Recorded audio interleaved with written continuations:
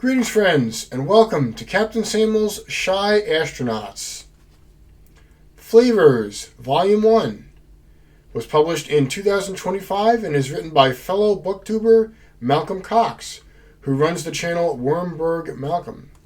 So I actually discovered Malcolm's channel when I was looking for videos on Harry Harrison books. Malcolm has the best video I've ever seen that describes the entire body of Harry Harrison's work, and I really enjoyed it. So I subscribed to his channel, and he covers some vintage SF books, but he also focuses a lot on modern works that cover popular IPs like superheroes and Star Wars. So he's a channel I enjoy a lot. I'll put a link to his Harry Harrison video in his channel down below.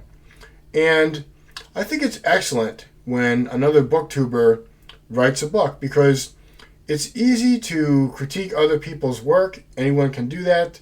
But I think it takes some courage and some creativity to write your own book and put it out there in the world for other people to critique. So I think it's really cool that Malcolm wrote this book at all. In terms of what it's about, it is 9 short stories intended to be different genres. So for example, there's a farcical slapstick story, an adventure story, a horror story, and so forth. So for example, my favorite story was about an alien astronaut who's assisted by nanorobots, but the alien explorer has been in space alone for so long that the alien isn't used to company anymore and is shy. And so when the alien actually encounters indigenous life on a planet, something pretty funny happens. So overall, I enjoyed this book. Let's get what I think needed improvement out of the way first, though, so we can end on the positives. The big thing is, I just think that this book needed a ton more editing. There were a lot of typos, run-on sentences, unusual uses of punctuation. Now, I know that Malcolm lives in the UK, so they spell words different, but it wasn't that. This book really needed a lot of editing. And as for me, I'm writing my own book, and I edited my book over and over and over again, like at least 10 times, reading the whole thing through, editing it.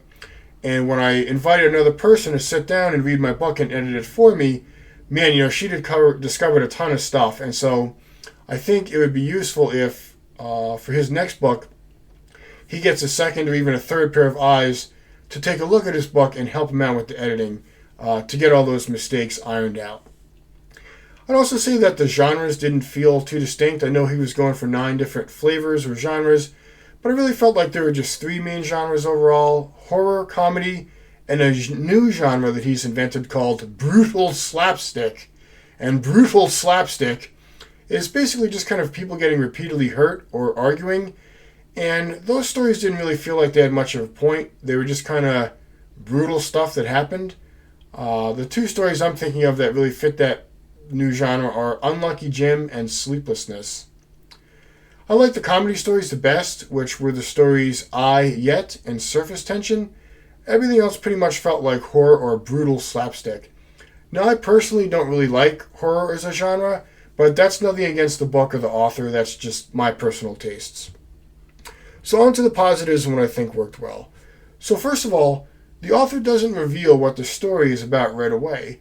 There's a sense of mystery. You just kind of launched into the middle of these scenarios and you go, wow, what the heck is going on? Like, what's going to happen? What is this all about?